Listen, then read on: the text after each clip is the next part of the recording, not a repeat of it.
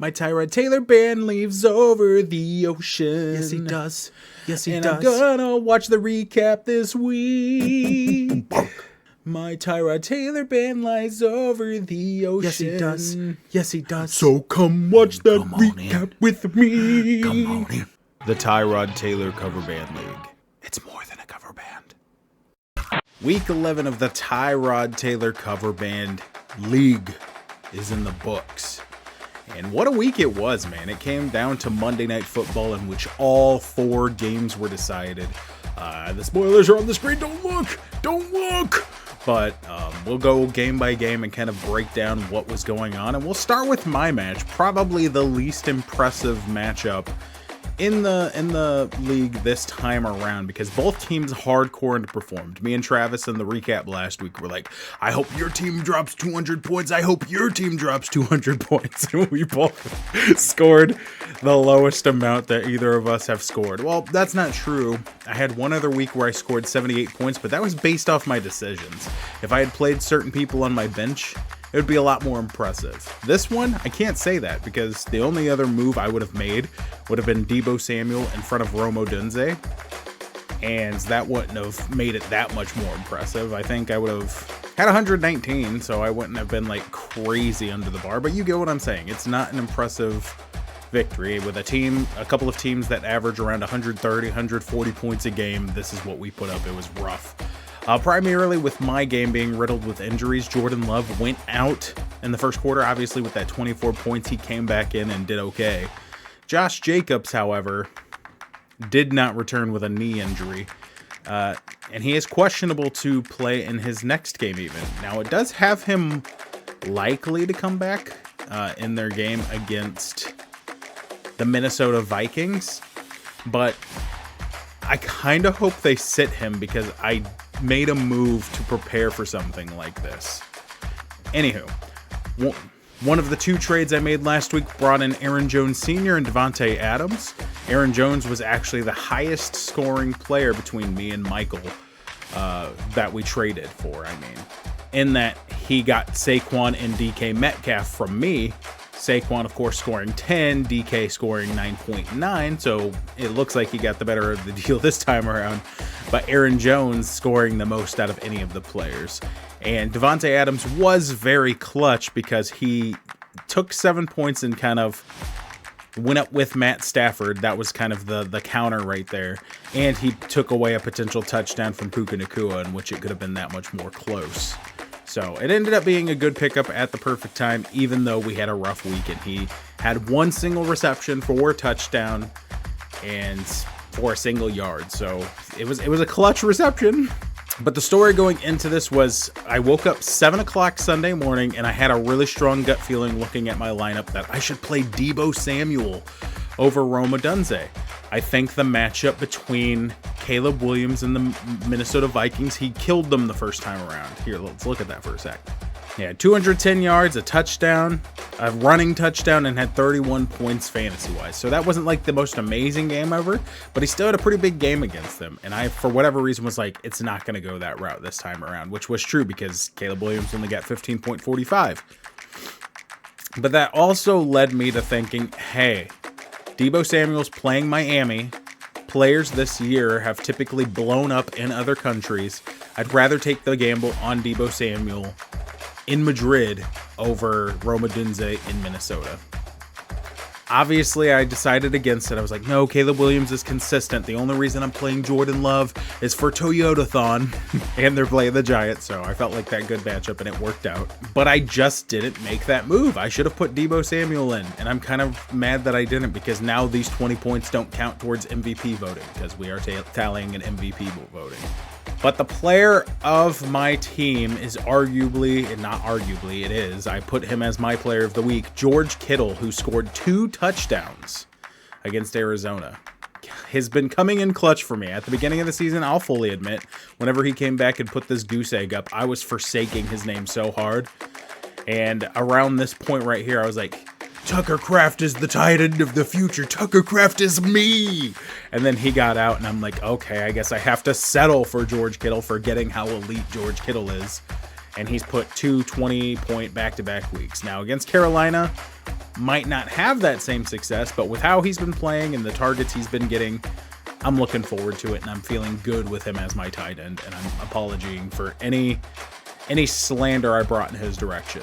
Now, I fully expect to get flack for the trades I made because Breece Hall, Devontae Adams, and Aaron Jones were all people I traded for this past week.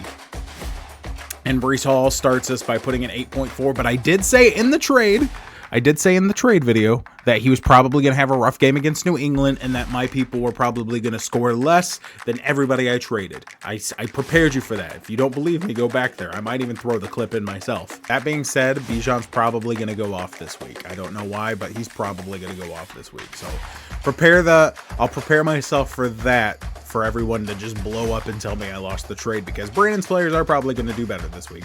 But I don't think you can judge it strictly based off of this, because one of the reasons, like I said in that trade video, that I got him was he's going to be playing Baltimore. He's going to be playing Atlanta. He's going to be playing Miami. He's going to be playing Jacksonville. He's going to be playing the Saints. He's going to be playing Buffalo. All of those are weak defenses, and so if he has to play New England twice in that, it's worth the risk.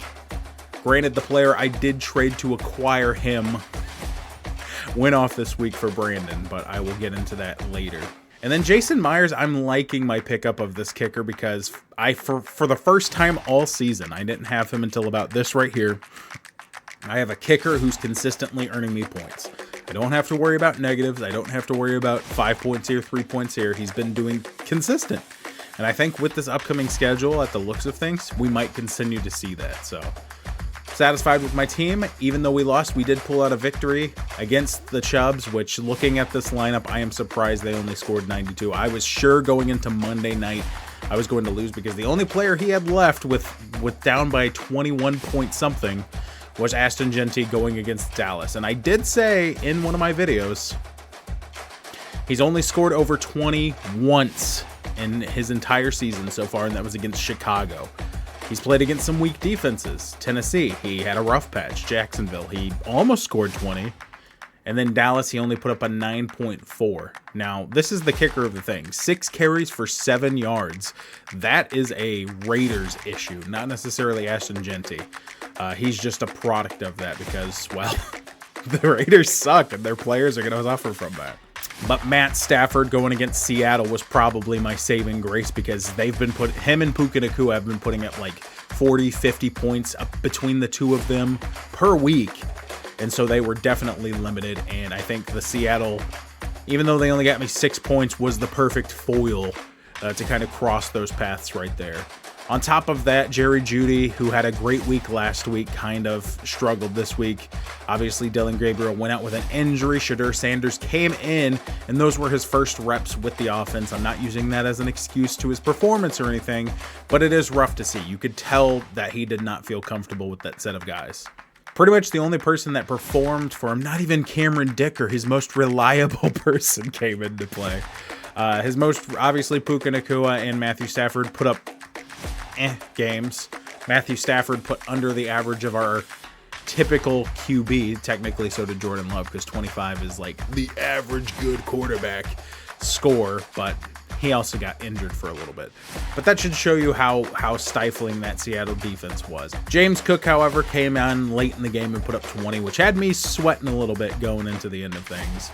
But yeah, the Lions defense was that last thing going into Monday night, and they did not get any turnovers, even though they held the Eagles to 16 points, and they still let up 16 points, so they had 4 fantasy points. That's really all it comes down to sometimes, which is why I think they need to redo the point system. And I did redo a couple of the defensive point systems so that defenses play more of a factor.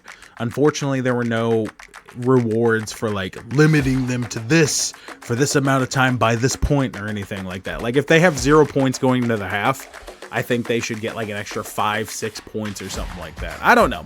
The 4 points doesn't show what the Lions performed as, and I think that's a shame for Travis, but it makes me happy as a fantasy owner. So GG, Travis. It was a pleasure, my man. Hopefully you bounce back next week. I think you were taking on Punishment Incorporated. Do me a solid and knock him down so that I can take his spot. I also have a tall order because I'm going to be playing someone who had the best performance of the week, but we'll get to that.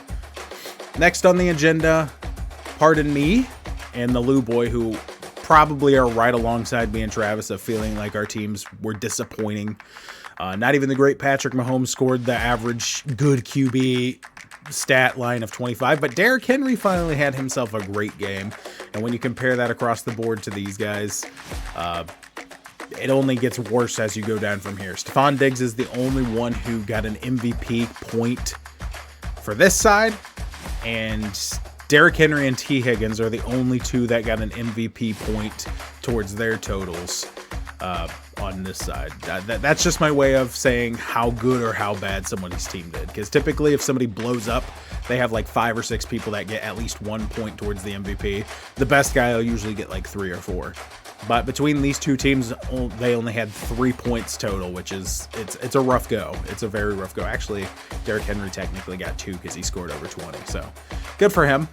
But really, there's not too much to commentate on. I'm glad Saquon at least got him double digits. Like I said, we will take double digits.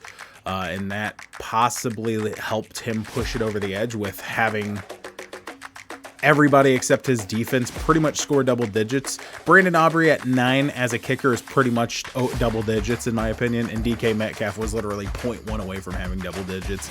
And so when you have that consistency across the board, it's going to edge out somebody who gets 8, 9, 6, that sort of thing. And that's the reality. Is Lou Boy is now currently, with all the injuries and everything he's had to go through, it's literally a bunch of players that are a coin flip. You don't know if they're going to explode, and if they don't explode, they're going to unimpress you. Jared Goff is the most consistent, and he had a rough matchup this week. He did not look like Jared Goff that we know and love. It might be because of the play calling from his coach. We don't know, but it was a rough performance, and that's really all there is to it. One team suffered, or both teams suffered. One just performed a little bit better. Kenneth Walker finally having himself a good game. Unfortunately left on the bench, and I can't even blame Landon for that because 1, he was going against the Rams. 2, let's look at what he's been doing up to this point. He had those first 3 games where he was in double digits. Then he went 9.6, 4.7, 6.6, and then against Washington and Arizona, 8.1 and 8. That's not what you want to see from one of your good running backs. And so I don't even blame him for leaving him on the bench, although more to talk about Kenneth Walker here in a little bit.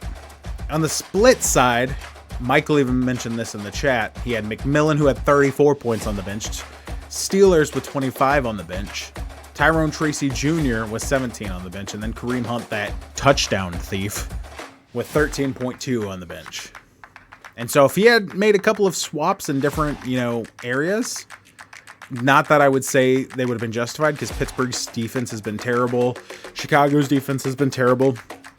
And DK Metcalf's one of those players where he's going to explode at some point.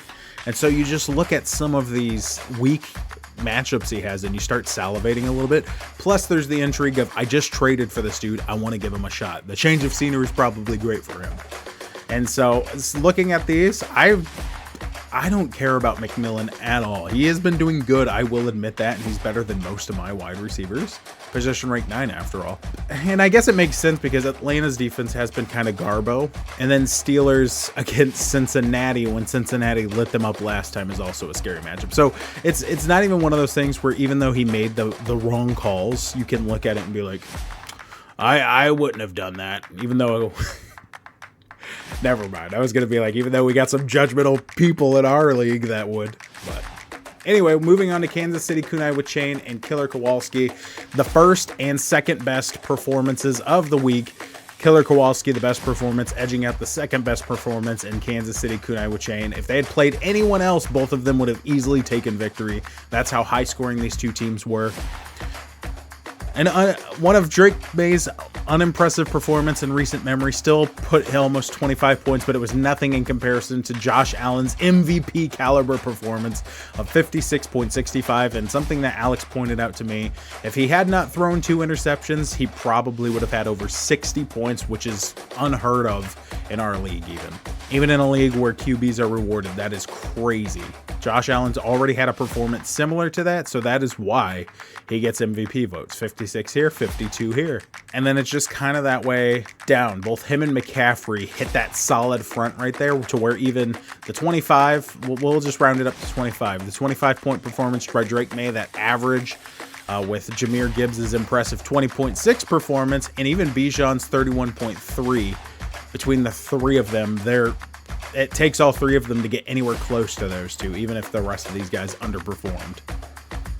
And even though Brandon had consistency across the board, Alex just had 4 big performances that carried him. Travis Kelce, of all people. George Pickens out-dueling CeeDee Lamb in that Monday night game, because it did come to the Monday night game. Which is why it was so exciting, because I think Brandon was leading by 0.3 going into the Monday night game, and it literally was him with CeeDee Lamb and Alex with George Pickens. And it's pretty much like, who's Dak's favorite target going to be this time around? Well, the 11 targets for George Pickens suggest it was him. And both people had a great game. They were the talk of the game. Like anytime the offense came on the field, usually it's like, Dak Prescott coming back out there. But like this time around, it was like CeeDee Lamb and George Pickens are eating the other team's lunch. They would like show them like montaging and dancing in the club and stuff. Not really like that, but they both had a great game. It's just George Pickens had that ridiculous couple of plays that in this league are rewarded, where it's like a 40-yard touchdown, you're going to get more points than if it's like a little 5-yard shuttle pass. Obviously, you get the yards from the play, you get like an extra point or two from the 40-yard pass, that sort of thing. So even with the consistency across the board, explosions are important in this league. You don't need everybody to come together right now. But sometimes it takes the 4. It takes that impressive performance. As somebody who has Jonathan Taylor on my team, I can attest to that. So it's a beautiful thing. Brandon, you should not be disappointed in this performance. Obviously disappointed in the loss. But your team for the past 4 weeks has been one of the best teams. And this right here, in comparison to everybody else, should show that for you. And then finally, the upset of the week, LaMarvelous Chase out-dueling Punishment Incorporated. And of course I could say out-dueling, but really what it came down to was this is his score locked into Monday night. And then Richard had Dak Prescott and Brock Bowers going into the Monday night game. 2 terrible defenses going against 2 point-whoring players. Because obviously Brock Bowers had that 40-point game a few weeks back. Dak Prescott's known to throw 35, 40-point fantasy games. So this was easily attainable. He was down by like 51 or 52. I don't know the exact total. And it just continues to hammer home the point that this is a weird fantasy week. Lamar Jackson, even against that Cleveland defense, you wouldn't expect them to only get 9.45 points. That's goofy. Jalen Waddle, his most consistent wide receiver, getting 8.2. But Jameson Williams, like, he was sitting in the waivers for the longest time, and then just randomly James picked him up, I think, was it last week or a couple weeks ago? And he's literally come in clutch twice for him now. And then we were even talking about it. He unfortunately had to go against me during my 200-plus point performance. But if he had played most of the other players in the league, he would have won that game. And so finally, one of his performances is rewarded as Jameson Williams, Trey McBride go off. Zay Flowers, newly acquired. He traded me Alvin Kamara for him. Put up 11.3, which is a respectable amount for the flex position. Ravens defense was a smart call against Cleveland, 13 points. Tyler Loop for a kicker, 12 points, very good. And so he just had one of his most consistent performances, even though some of his main guys let him down.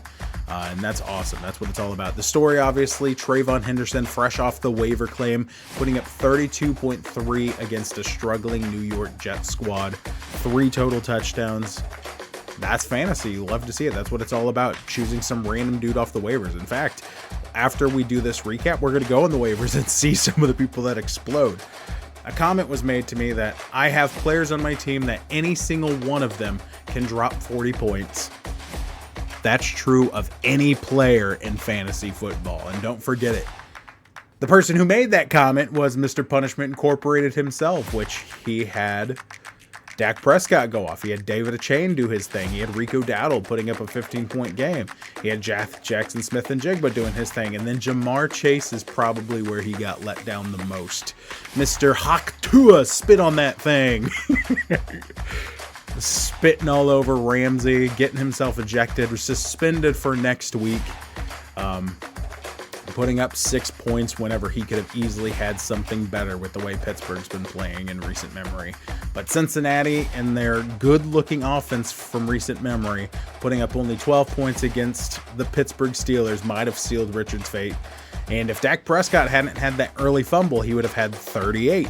So a number of small things could have changed the fate, and that's just fantasy for you. Anything can happen, and I truly believe that. Why wouldn't you play Jordan Addison over Jamar Chase? I'm totally kidding. And it was funny because Richard's last name is Chase and James Chase's name is Chase. It figures that in the Battle of the Chases, Jamar Chase is the one who lets everybody down. That was Richard's joke, I'm pretty sure. But just for the sake of it, James, Baker Mayfield against Buffalo? Why wouldn't you play him? Anyway, that's the recap for this past week's game. Let's look at some of these point totals. Anyway, the embodiment of anything can happen in fantasy is embodied by Michael Wilson. Arizona Cardinals, I don't even know what string wide receiver he is. It's giving him an 83, but like, is this an 83? This performance definitely is a little bit more than that, as he got 18 targets, caught 15 of them, 185 yards, and didn't even need a single touchdown to get there. That's stupid. But that is fantasy for you. That's what happens. Christian Watson's that thing. He's somebody we know can just randomly bust out a 20-point game. But who was to say it wasn't going to be Romeo Doubs? And, of course, you would have had to take into consideration Josh Jacobs getting hurt, and Jordan Love was going to get hurt and everything. And yet he still made out with 20.6 points. Xavier Legette just randomly putting up an 18.3 game like he put up a 24.2 game. Bryce Young putting up 46.5 against Atlanta, showing that, hey, the young gun can gun. The embodiment of fantasy, and you love to see it, man. That's why I love this stinking game, even though it ticks me off. Which brings us to week 12, and there is parity all around. Zan State Fur Assassins, we are not safe at our playoff spot quite yet, and we have to go against the Juggernaut, who just put up 180 points last week. Killer Kowalski, that's all the parity you need. Two teams striving for the playoffs.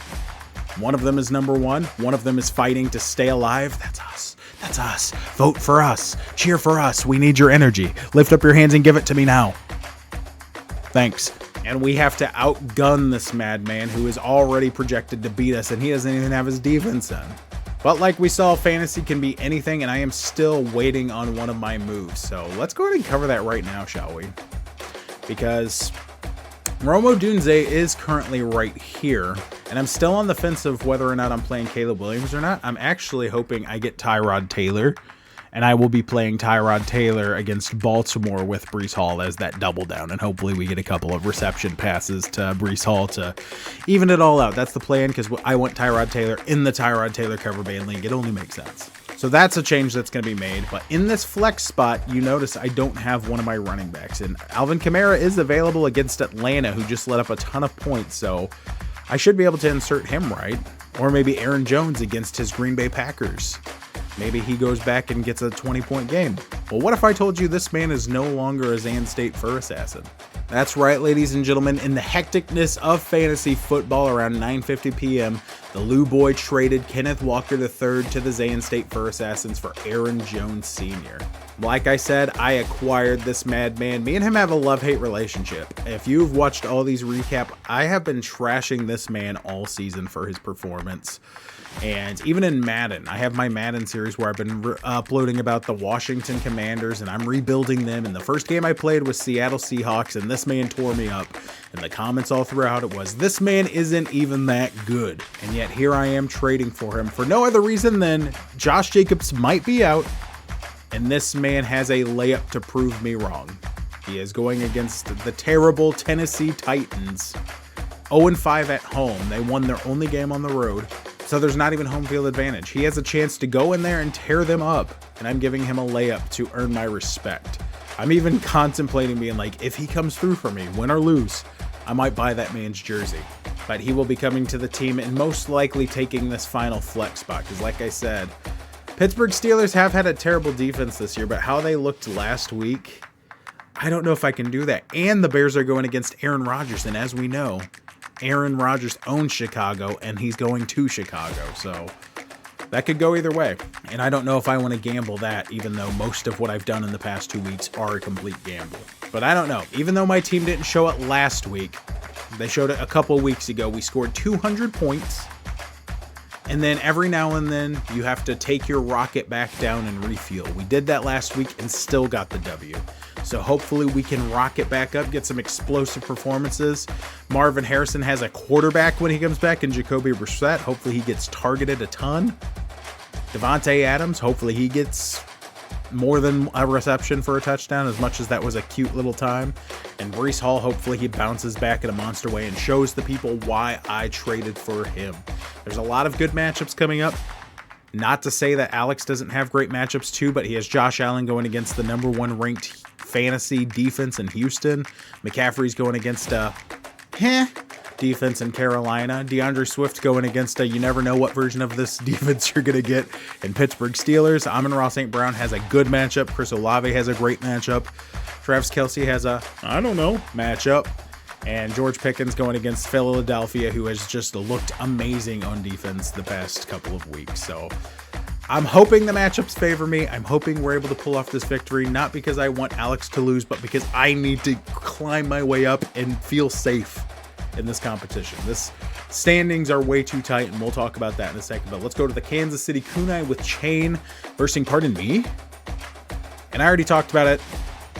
Brandon has one of the most juggernaut-looking teams right now, especially since I traded him Bijan Robinson. I didn't even think about the pairing of Jahmyr Gibbs and Bijan before he got traded over there. Nico Collins, I'm told, is good. No, I'm just kidding.